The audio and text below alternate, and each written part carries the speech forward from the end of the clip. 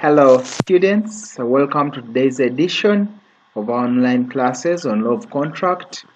I hope you're keeping safe and you're doing your necessary revisions. Once again, my name is Austin Ngabirano, and I would want us to start with a recap of what we covered last time. So before today's class, I want to remind you that last time we looked at the elements of a valid contract, and we've been looking at a doctrine of consideration, which is wide, and that's why even today we are going to continue and look at it.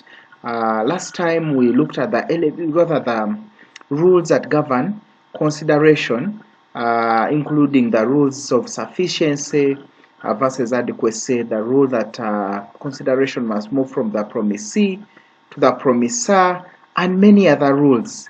I hope you can visit my YouTube channel and you can watch these videos on the rules governing consideration.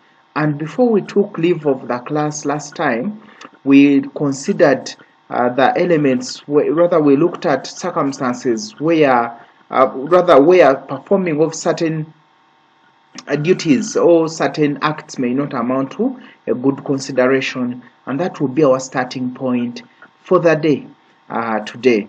So I want us to continue with our concept of consideration, but now today we are going to look at whether performing existing obligations would be good considerations. What you need to note is that there are certain types of existing obligation which may be argued to constitute consideration, and they are going to be the subject of today's lecture. They are categorized into 3, and 1, these are obligations which arise under the law, independent of any given contract. We are going to look at that in greater details in the following discussion. 2, there are certain obligations which may be owed under a contract or to a third party. They also have some treatment as part of consideration. Then thirdly, there are certain obligations requiring someone to perform an existing obligation under a contract to the same contracting party. How does the law treat those obligations? Are they good consideration under the law? As you can see, I've noted that the third situation is essentially concerned with variations of existing contractual obligations as between the parties and the extent to which such variations can be binding on a given party. So let us start with performing a duty that is imposed by law.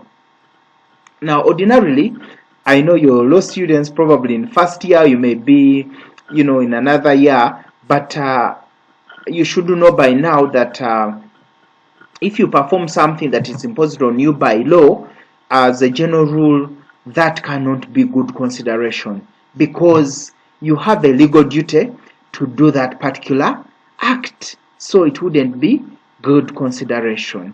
Take for example, if Sostin was a police officer and then you promise him not to commit a crime, or you promise me after being summoned in court that you will come to court and you want a payment, such a promise cannot be sufficient consideration for any other promise that I may have made. The reason is you have the duty under the law to do what exactly you're promising. So the law is saying it would be against public policy for you to look at that as consideration. For instance, there is this case of Collins versus Godfrey. It's a very old decision of 1831, and in that case, a promise to pay a fee to a witness who had been properly summoned to attend a trial was held to have been made without consideration. The reason being, the witness had a public duty to attend court. Now, if I may put some explanation to this, when you are a witness in a court case, you're supposed to come and give evidence. Now, that duty is imposed on you by law. and court has a right to summon you to give evidence and help the court reach a just and fair decision. So if you're summoned to court, it's your duty to appear.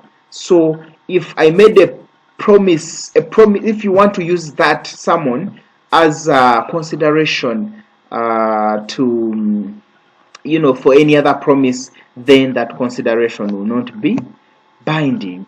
Please note, however, that there are certain exceptions to the rule of performing a duty imposed by law as good consideration, and these exceptions, the exceptions point to the fact that in some cases you may perform a duty imposed by law, but that performance may become a good consideration for a given promise. Okay?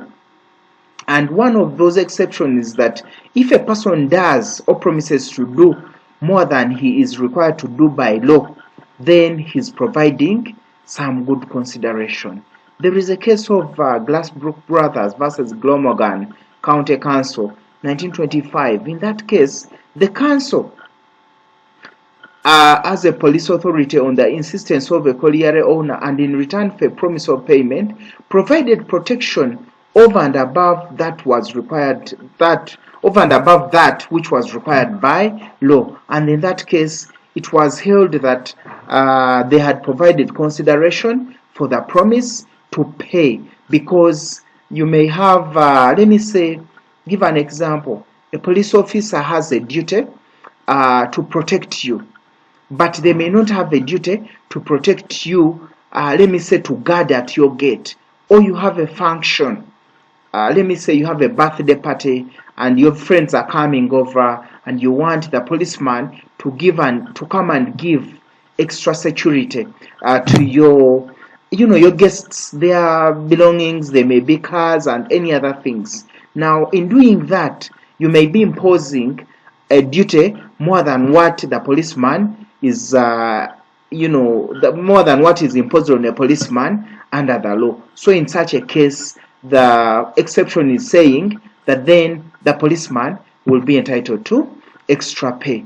And I posed a question there that in Collins versus Godfrey, why was the promise of payment unenforceable? Why? I want you to read that case and then come up with that reason. Then we can actually always engage on a discussion regarding that.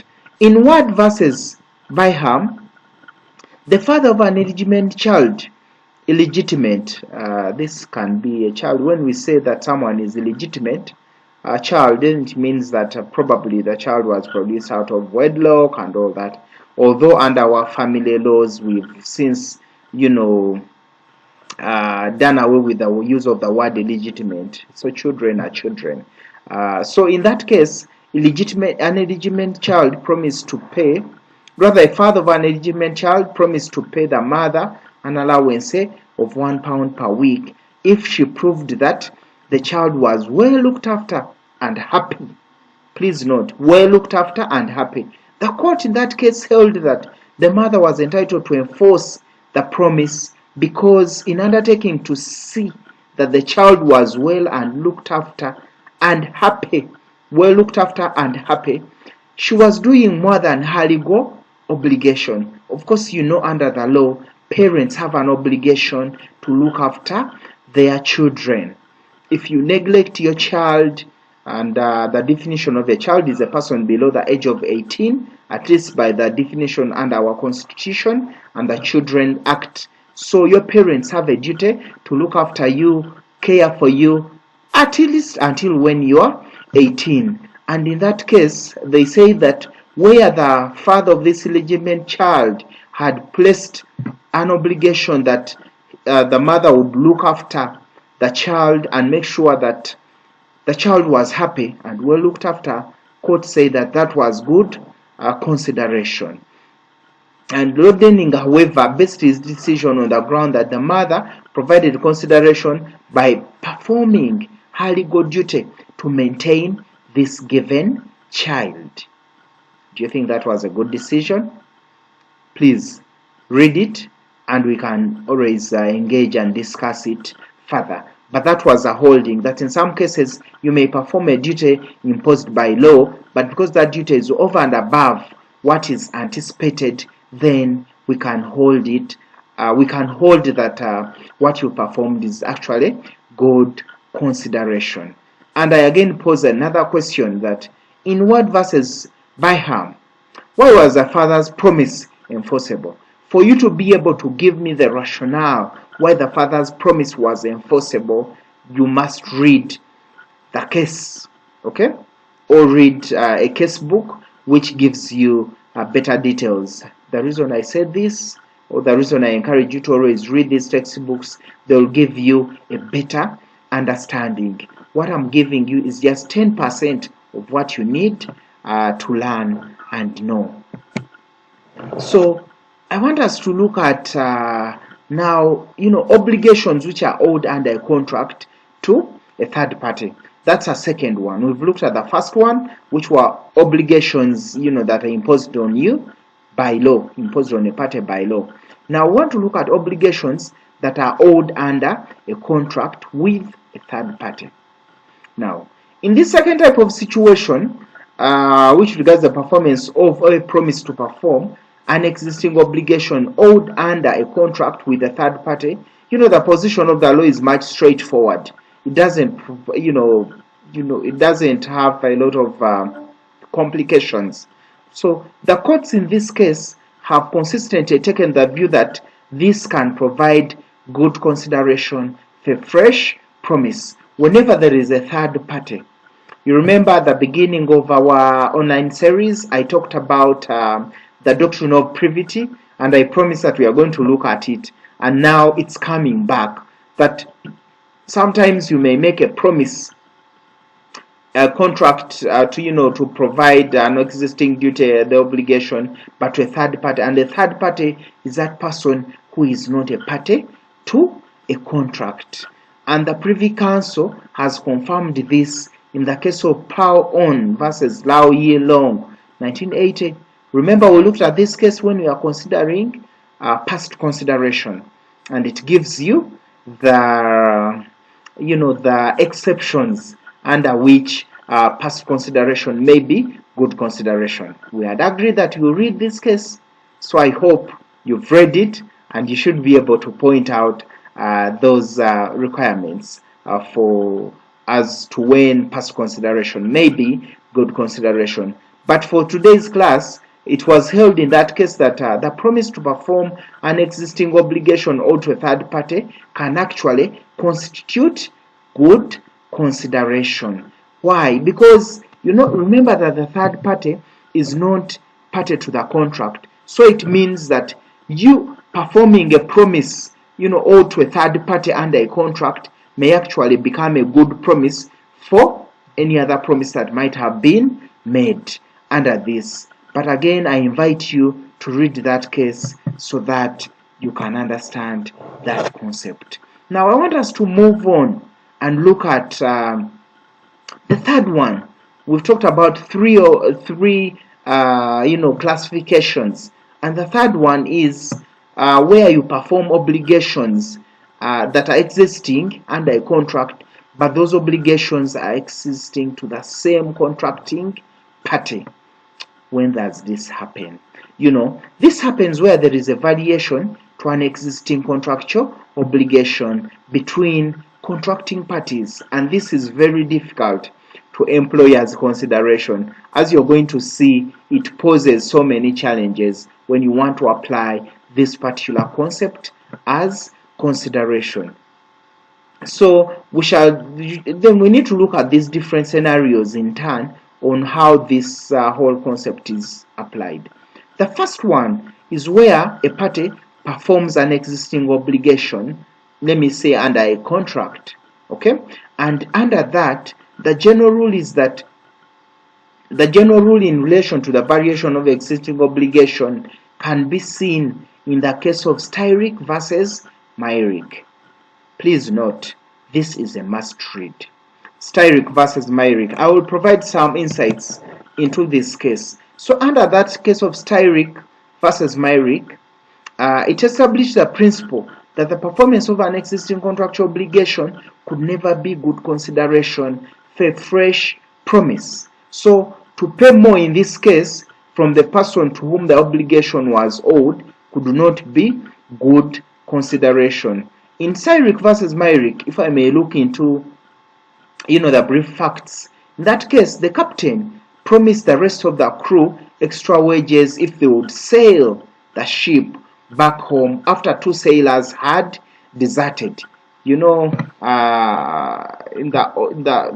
old days, because sailing was a big activity, and then it would take a lot of time, so you'd have many captains or these crew members or the sailors to take the ship from point A to point Z or point X. So in this case, part of the sailers, who were two, had deserted, and then the remaining sailors cruised the ship to its destination. And court held that the crew were already bound by their contract to meet the normal emergencies of a voyage, and were doing no more than the original contractual duty in working the ship to its original destination, in effect saying that they were not entitled to any additional payment for performing an already existing contractual duty.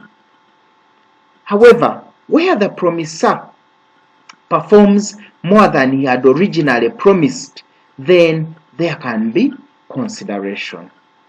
And that's why I noted at the beginning that this particular application may be a bit difficult and challenging, sometimes confusing. As you can see in this case of Hartley versus Ponsby, 1857, in that case nearly half the crew had deserted the ship. Okay, so this discharged the contracts of the remaining sailors, as it was dangerous to sail the ship home with only half the crew. Remember, in Cyric versus Myrick, only two had deserted, but here half of the crew members had deserted. So the sailors were therefore free to make a new bargain, so the captain's promise to pay them additional wages was held by court to be enforceable. You see, these are two similar cases, and court is giving us different holdings. Reason? Of course, I think it's with the numbers, but you need to, read these cases in details and try to understand the rationale behind the rulings in these particular cases. And for that reason, I posed for you certain questions. How can Styric versus Myrick be distinguished from the factually similar case of Hartley versus Ponsby, where the recovery of additional payment was allowed? Of course, we've had a sneak peek into the facts, but you need to go deep and be in position to answer for me that question. What is the distinction? How can the two cases be distinguished from one another? And I want you to also read the case as a must. William versus Rofe Brothers and Nichols Contractors Limited.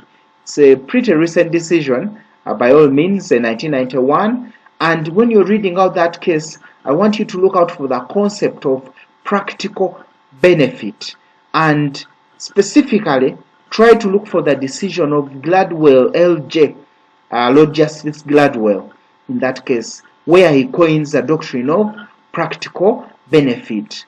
And to tell you briefly, in that case of William versus Rofe Brothers, there was a promise, it was a team of carpenters who were doing some construction works, renovating a house, and then they were promised an additional payment, I think, if they had finished the work on time. And then court coined what has come to be known as a practical benefit approach, whereby even if you performed an existing duty under a contract, but the other party obtains a practical benefit, then that performance would be good consideration for the promise, and therefore you'd be entitled to the promised payment. It has been stated that William versus Rofe Brothers can only apply when there was a contract for supply of goods or services. Two, that if party A was unable to perform as promised, which can include A was unable to perform as promised, which can include economic reasons, then B agreed to pay more. B now becomes a party, so B obtains a practical benefit from that promise, the promise of performance. So you must also prove that there was no fraud or duress by A to obtain that promise. So to obtain that promise. So the practical benefit should not be based on any fraud or duress. Duress is basically putting pressure onto someone to perform. That's duress, and those are vitiating factors which we shall cover in greater details in our coming semester. Then lastly, that if the practical benefit approach, or if William versus Roper Brothers is to be applied, then if the above are satisfied, then the consideration is found. So if you satisfy the four requirements or elements that I've listed above, then you will say that there is consideration. But you need to look at these cases. There are other cases in that line which I've tried to contrast Tyrick versus Myrick. You'll find cases like Reselect Move Limited and many others, DC Builders. So when you look at them, they are on your reading list. They will give you some deeper insights, and you can as well, I've always referred you to that book by Ewan McKendrick. You can always, of course, visit it. It's a very good case book, and you can read most of these cases and their relationship and how courts have interpreted this whole concept of performing an existing contractual duty. Can it be good consideration? You've seen the general rule is that it can't be good consideration, but there are exceptions as coined in those cases: Hartley versus Ponsbury, William versus Roper Brothers, and many others. I look forward to your questions, but please make sure that before you come up with questions, you've at least read the case authorities under the given topic to give you a better understanding, and there you will ask very nice and very reasoned questions. Now, the other thing which is relevant when we are looking at consideration is the concept of part payment. Part payment. And that part payment of a debt was coined in the case of, it's called the rule in Pinol's case. And I started with an illustration to just help you understand what the rule in Pinol's case means. And that rule, simply put, if a creditor is owed, let me say, 1,000 Ugandan shillings, and the creditor agrees to pay 900 shillings in full settlement, he can later insist on the remaining 100 being paid because there is no consideration for his promise to waive the 100 shillings. Okay? Just imagine you're demanding me 10,000 shillings, and then I tell you, you know what? Let me say, Sarah, I'm going to give you 9,000 in full settlement of the entire 10,000. Then that my promise does not take away your right to demand for the balance of the 1,000. And that has come to be known as a rule in Pinel's case when it comes to part payment. So this rule derives from the decision of the House of Lords in Fox versus Beer, and Fox versus Beer is also a must read. It was about part payment and some bits to do with some foregoing interest, and you have to read it. I'm not going to give you the facts, but this is intended to make sure that you read it and find out what were the facts, the key issues, and what was a ruling. So, as with the general rule about existing obligation, if something extra is done, for example, paying early or giving goods rather than the money, then the whole debt will be discharged. That was the further explanation in Pinel's case. So if I say that if I owed you 110,000 shillings, and I say I'm going to give you 5,000 plus a pen, okay? A pen is not money. It's some good. Or I'm giving you the 5,000 with something, in kind. under Pinel's case, that can discharge my entire obligation to pay the balance. But please note, payment of less than what is due on or after the date for payment will never provide consideration for a promise to forego the balance. So the rule is part payment of the debt cannot discharge the entire debt.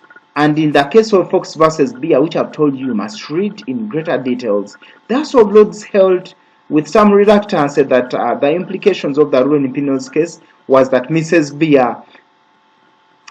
Beer's promise to forego the interest on the judgment debt, provided that Dr. Fox paid off the main debt by installment, was unenforceable because the other promise wouldn't be, supported with any given consideration. That's why I've said that if you make a payment of money with something else in kind, then the thing you've topped up on the money in kind may actually be good consideration for the part payment.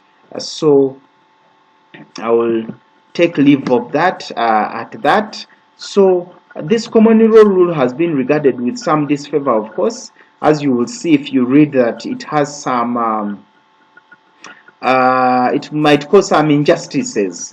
Let me say you believe me and you've given me your assurance, and then I act on that assurance, but court is saying that no, your assurance is nothing, you need to pay the full amount. So courts have treated this rule with disfavor, and in some circumstances or some cases its effect may be avoided by relying on the doctrine of promissory estoppel.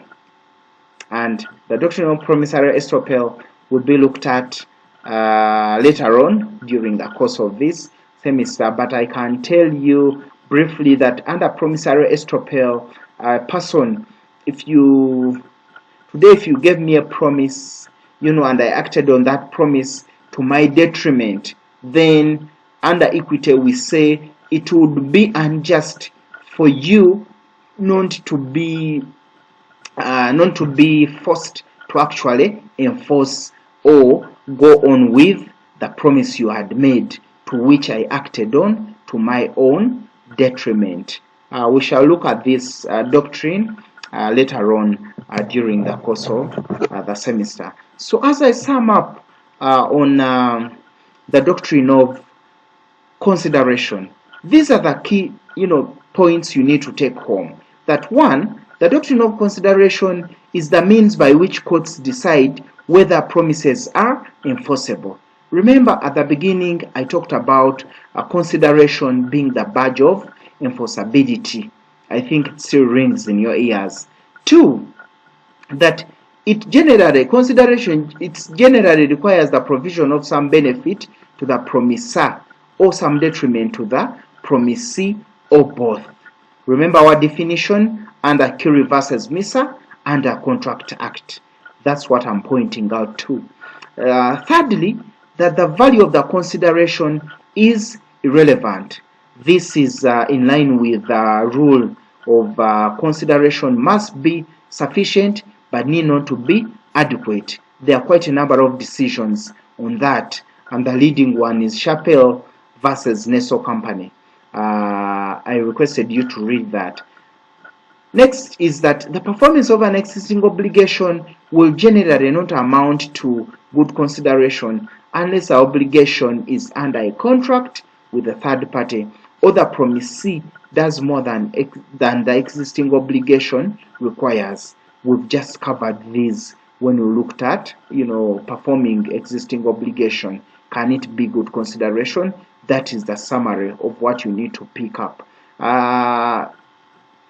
Fourthly or fifthly, the rule is less strictly applied following the holding in Williams versus Rofe Brothers, because Williams versus Rofe Brothers introduced the concept of a practical benefit, and with that practical benefit, it has created some sort of leeway for people to prove, that there was a practical benefit, provided you can prove the four elements of five that we looked at for the rule in Williams versus Rofe Brothers to apply.